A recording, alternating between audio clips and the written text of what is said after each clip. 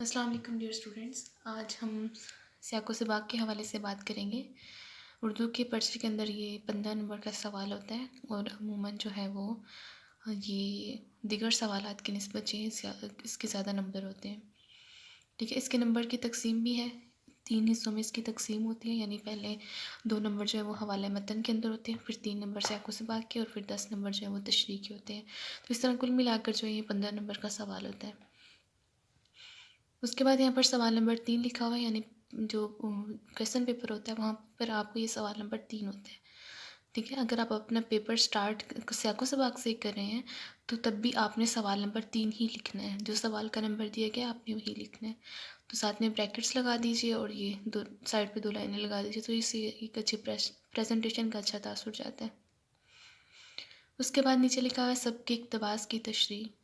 یاد رکھیں کہ آپ کو جو پیپر کے اندر سوال لکھنے کے نمبر نہیں دیے جاتے، آپ کو صرف جواب لکھنے کے نمبر دیے جاتے ہیں، اسی لیے آپ کو سوال لکھنے کی ضرورت نہیں ہے۔ ٹھیک ہے، اگر اس کا سوال دیکھا جائے تو وہ خاصا طویل چلا جاتا ہے، جس میں یہ ہے کہ دیے گئے 2 اقتباس میں سے کسی ایک اقتباس کی سیاق و سباق کے حوالے سے تشریح کریں، نیز مصنف کا نام اور سبق کا عنوان بھی تحریر کریں۔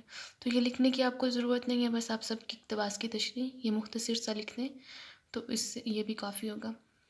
اس کے بعد آپ سے 2 پیراگراف دیے جاتے ہیں اور الف اور بے کے نام سے۔ ٹھیک ہے، اگر آپ الف والا کا چوز کر رہے ہو تو آپ نے ساتھ میں لکھنا ضرور ہے یہ۔ ٹھیک ہے، اگر آپ بے والا سٹارٹ کرنے لگے ہو لکھنا تو آپ نے بے یہاں پر ضرور لکھنا ہے، کیونکہ بعض اوقات ایسا ہوتا ہے کہ دونوں پیراگراف ایک طرح سے آ جاتے ہیں، یعنی سیم ریلیٹ کر رہے ہوتے ہیں ایک دوسرے سے، تو پھر وہ جو چیکر ہوتا ہے اس کو یہ سمجھنے میں پرابلم ہوتی ہے کہ آپ کس کی تشریح کرنا چاہ رہے ہیں، کس کا سیاق و سباق لکھنا چاہ رہے ہیں، تو آپ نے یہ ساتھ میں مینشن کر دینا ہے۔ اس کے بعد پیراگراف ہے اس کو آپ نے ایسے رس لکھنے کی ضرورت نہیں ہے، آپ شروع کے چند الفاظ لکھ لیں اور پھر ایک ہی لائن میں جو ہے وہ آخری کے چند الفاظ لکھ کے ختم کریں اسے۔ اس کے بعد آپ نے ایک لائن چھوڑ دینی ہے آپ نے اس کے بعد۔ ٹھیک ہے، پہلے سوال نمبر لکھا، پھر سب کی اقتباس کی تشریح، پھر ہم نے پیراگراف کہاں سے سٹارٹ ہو رہا ہے کہاں پہ ختم ہو رہا ہے وہ لکھا۔ اس کے بعد جو چوتھی لائن ہوگی وہ آپ نے چھوڑ دینی ہے۔ ٹھیک ہے، پھر حوالہ متن پہ آتے ہیں، یعنی جو حوالہ متن ہے اس کے اندر 2 چیزیں ہوتی ہیں، مصنف کا نام ہوتا ہے اور سبق کا عنوان ہوتا ہے۔ ٹھیک ہے، یہ میں نے جو ہے فرسٹ ایئر کی اردو کی جو بک ہے اس کا پہلا سبق اسوہ حسنہ سے لیا ہے، تو میں نے یہاں پر سبق کا عنوان لکھا ہے اسوہ حسنہ صلی اللہ علیہ وآلہ وسلم۔ اس کے بعد اس کے مصنف کا نام ہے سید سلیمان ندوی رحمۃ اللہ علیہ، تو میں نے یہاں پر مصنف کا نام لکھا ہے۔ اب اکثر بچے غلطی کرتے ہیں، یہاں پر سبق کا نام لکھ دیتے ہیں، تو آپ نے سبق کا عنوان لکھنا ہے۔ ٹھیک ہے، اس کے بعد نیچے سے سیاق و سباق۔ اب سیاق و سباق سمجھے کیا ہوتا ہے؟ سیاق کا معنی ہوتا ہے کہ جو ہمیں پیراگراف دیا گیا ہے اس سے پہلے جو بات ہو رہی ہے وہ ہم نے بتانی ہے۔ ٹھیک ہے، یعنی ہم یہاں پر لکھیں گے دیے گئے اقتباس سے پہلے مصنف بیان کرتا ہے کہ۔ ٹھیک ہے، اس کو 3 سے 4 لائنوں میں آپ ختم کریں گے۔ سباق کا معنی ہوتا ہے کہ دیے گئے اقتباس کے بعد مصنف کیا کہتے ہیں۔ ٹھیک ہے، تو وہ آپ نے لکھنا ہے دیے گئے اقتباس کے بعد مصنف کہتا ہے کہ، تو آپ نے یہ 2 پیراگرافس بنانے ہیں۔ ٹھیک ہے، پہلے کیا کہہ رہا ہے اور بعد میں کیا کہہ رہا ہے۔ اس کے بعد جو تیسرا پیراگراف ہے اس میں آپ نے جو ہے وہ محل وقوع لکھنا ہوتا ہے، یعنی جو آپ کا پیراگراف ہے، جو اقتباس کی تشریح کے لیے آپ کو پیراگراف دیا گیا ہے، یہ سبق کے کس حصے سے لیا گیا ہے۔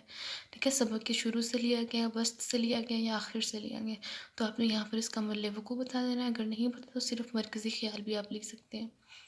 آپ سیاق و سباق کو 3 پیروں میں ختم کریں۔ ٹھیک ہے، اس طرح سے آپ نمبروں کی ترتیب بھی رکھیں گے کہ ایک نمبر اس پہلے پیرے کا، پھر دوسرے پیرے کا 1 نمبر، پھر تیسرے۔ اس طرح آپ نے جو ہے وہ تشریح کرنی ہے، پھر تشریح چونکہ 10 نمبر کی ہوتی ہے، اس طرح آپ کو یہ لکھنی بھی 2 یا 3 صفحات کی ہوگی۔ ٹھیک ہے، سیاق و سباق 3 نمبر کا ہوتا ہے ہمارا، تشریح ہماری 10 نمبر کی ہوتی ہے، تو اس حساب سے آپ کو یہ 2 یا 3 صفحات جو ہے وہ تشریح کے لکھنے ہوں گے۔ اور جب آپ تشریح لکھ رہے ہوگے تو آپ نے سبق کے باقی حصے کا ذکر نہیں کرنا ہے اس کے اندر۔ ٹھیک ہے، وہ تو ہم خلاصے میں کرتے ہیں نا، تو آپ نے جو تشریح کرنی ہے وہ آپ نے اس پیراگراف کی کرنی ہے۔